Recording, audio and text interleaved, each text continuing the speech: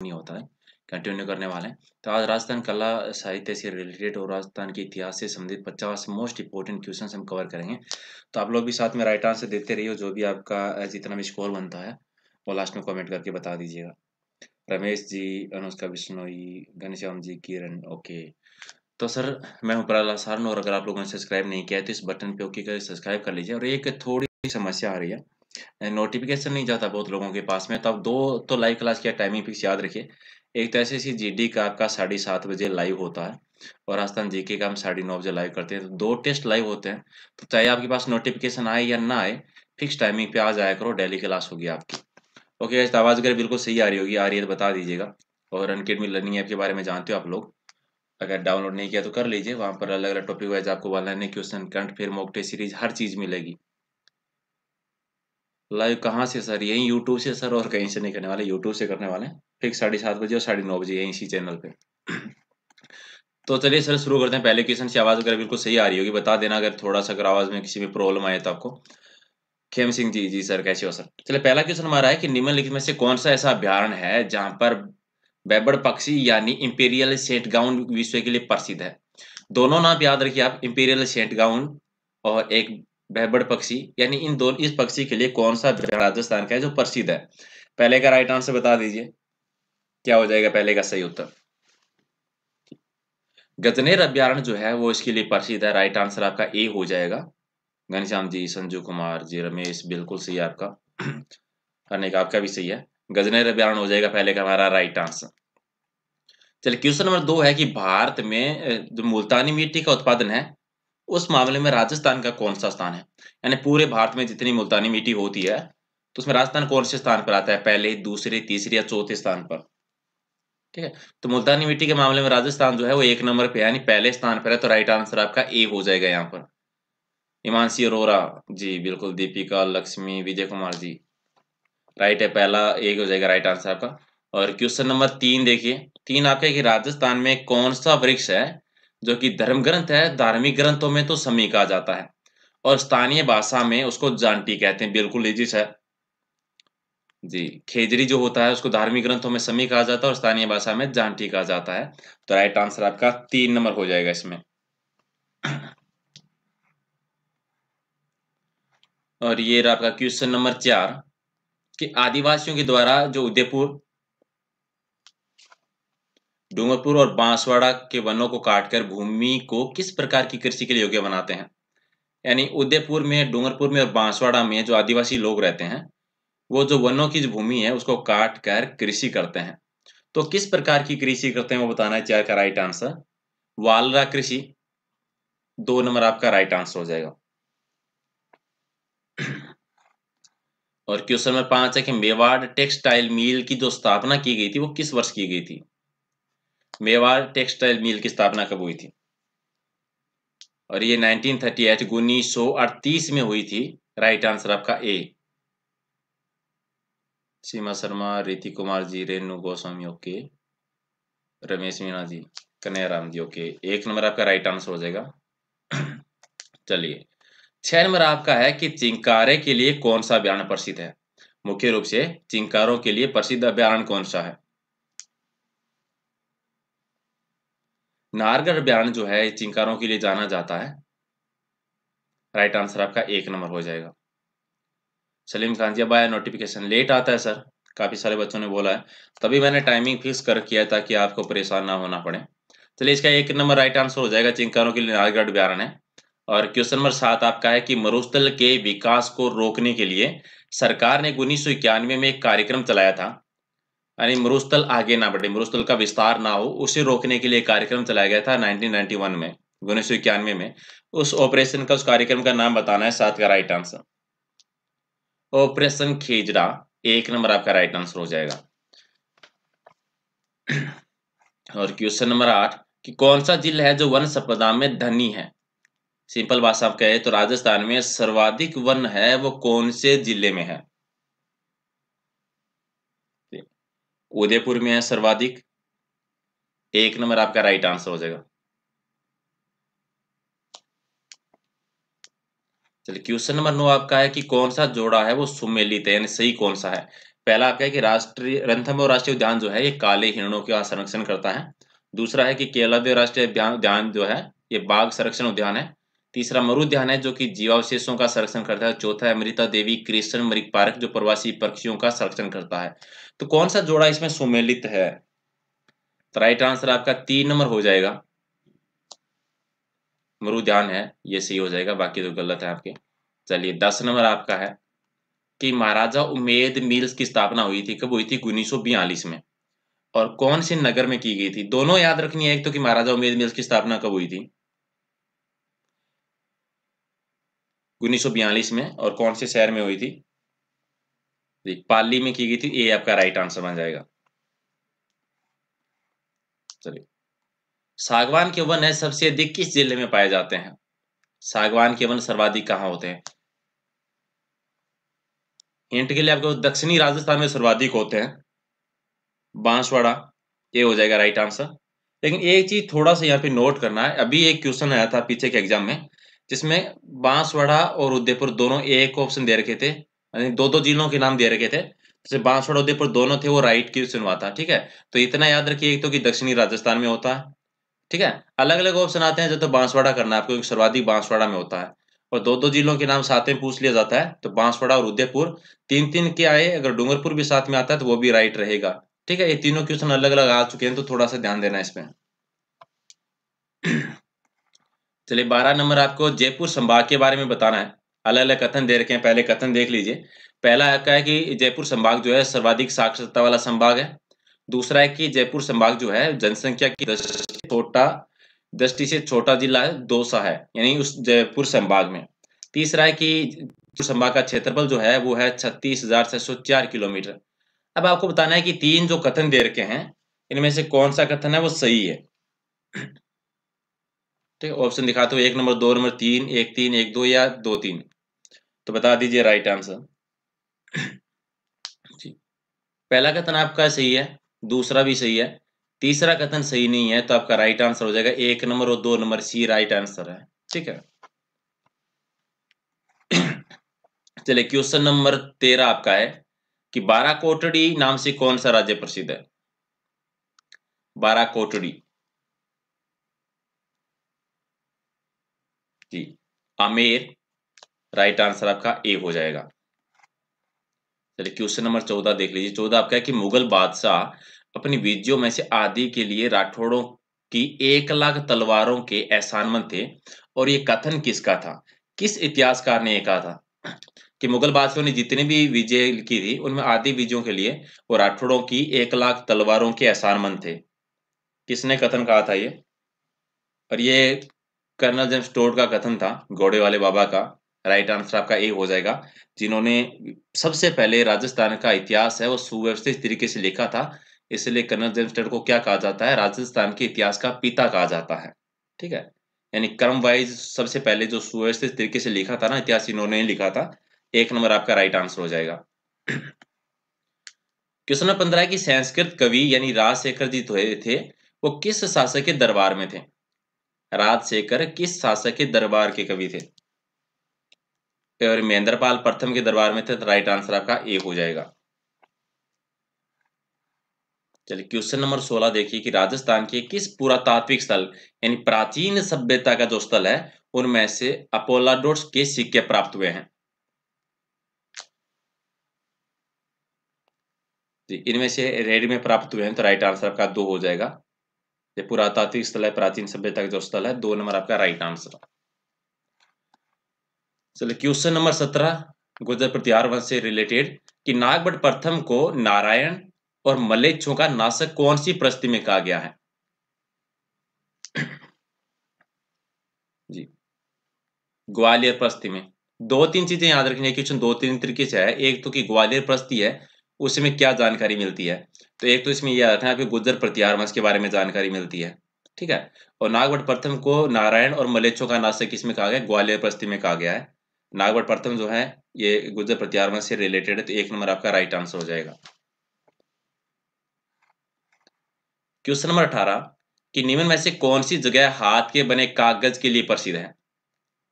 हाथ से बने कागज के लिए कौन सी जगह प्रसिद्ध है? 18 नंबर का राइट आंसर। और ये सांगानेर प्रसिद्ध है। राइट आंसर 4 नंबर हो जाएगा आपका।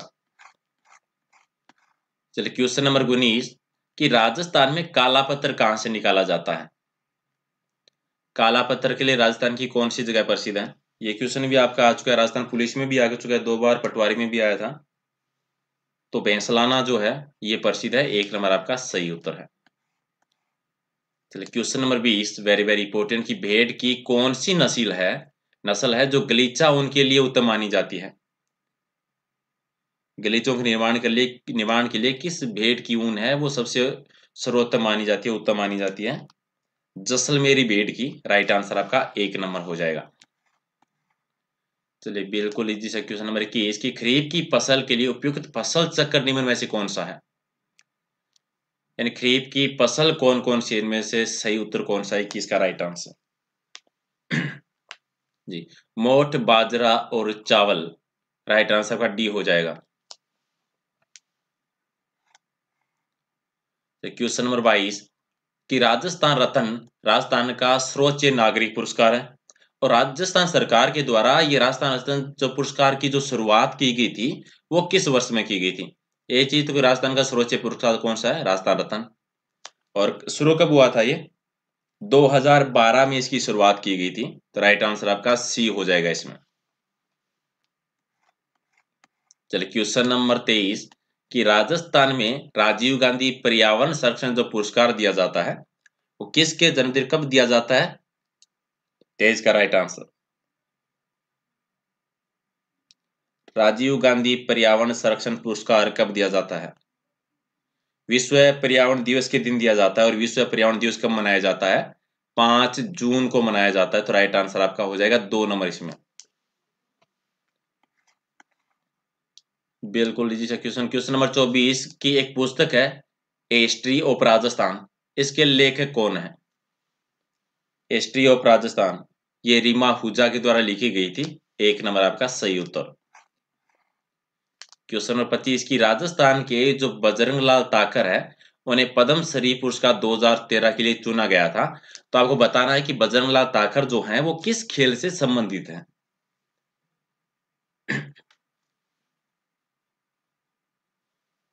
नौकायन से संबंधित है, ये राइट आंसर आपका डी हो जाएगा। और पद्म श्री पुरस्कार से सम्मानित कब किया गया था इन्हें? 2013 में।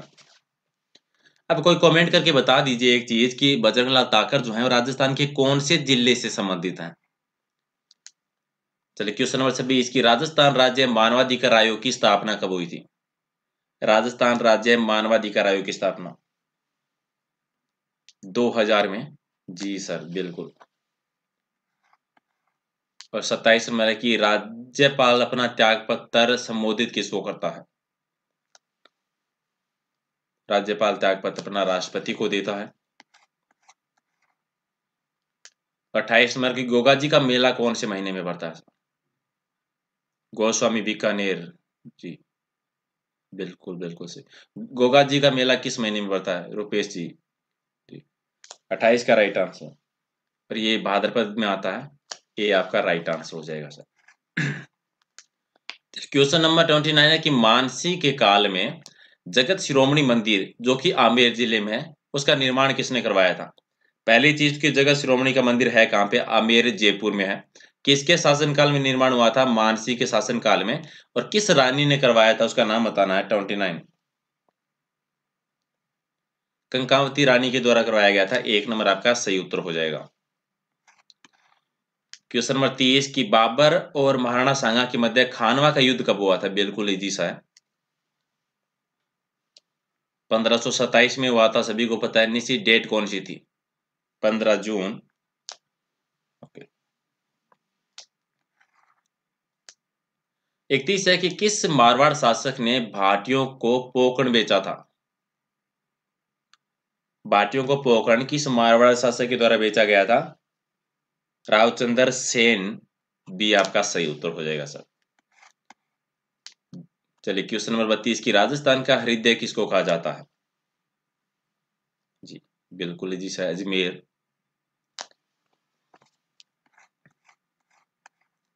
और क्वेश्चन नंबर 33 आपका है कि जयसमंद झील के सबसे बड़े टापू और सबसे छोटे टापू का नाम बताना है। सबसे बड़ा टापू कौन सा है और सबसे छोटा टापू कौन सा है जैसलमेर झील में? सबसे बड़ा है उसका नाम है बाबा का भागड़ा और सबसे छोटा जो है उसका नाम है प्यारी। 1 नंबर आपका सही उत्तर हो जाएगा। 34 कि राजा स्वाई प्रताप सिंह के शासनकाल में महाभारत और गीत गोविंद 2 चित्र बने थे, वो किस शैली में बने थे? और इन्हें जयपुर शैली में बनाया गया था।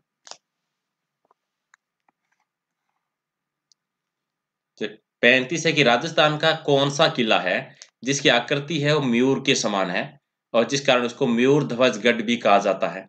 एक चीज थोड़ा सा और ध्यान देनी है यहाँ पे तो एक क्वेश्चन ये भी आ चुका है कि आकृति मयूर के समान है और एक एग्जाम में पूछा गया था कि मोर के पंख के समान आकृति है। ठीक है, तो दोनों चीजें याद रखना, कंफ्यूज मत हो जाना।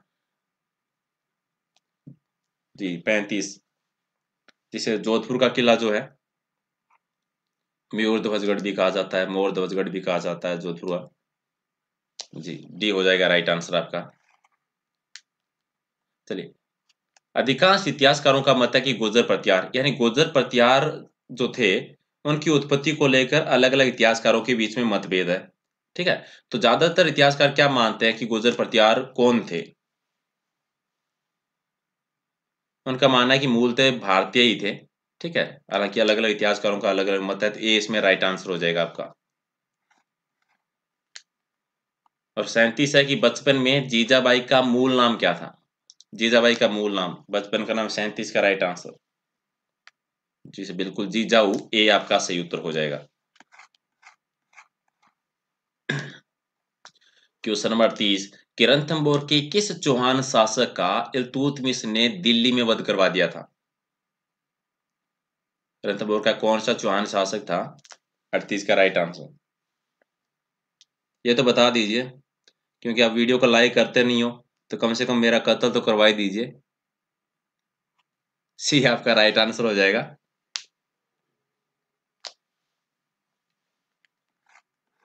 चलिए 39 देखिए कि रानी सती का विशाल संगमरमरी मंदिर जो है वो कौन से जिले में स्थित है? रानी सती का मंदिर 39 जो कि झुंझुनू में है। बी आपका राइट आंसर हो जाएगा। 40 है कि चित्तौड़ के किले के सरदारों के द्वारा रणमल की हत्या कब की गई थी? और ये 1438 में की थी। महाराणा कुंभा थे उस टाइम पे। डी हो जाएगा राइट आंसर। 41 की किसी वयोवृद्ध की मृत्यु के पश्चात उसे शमशान ले जाते समय रास्ते में पैसे अर्थी पर फेंके जाते हैं, उसको क्या कहते हैं? जी बिखेर के नाम से जाना जाता है उसको। बी आपका राइट आंसर हो जाएगा। चलिए क्वेश्चन नंबर 42 की अचलगढ़ दुर्ग का निर्माण 15वीं शताब्दी में किसके द्वारा करवाया गया था?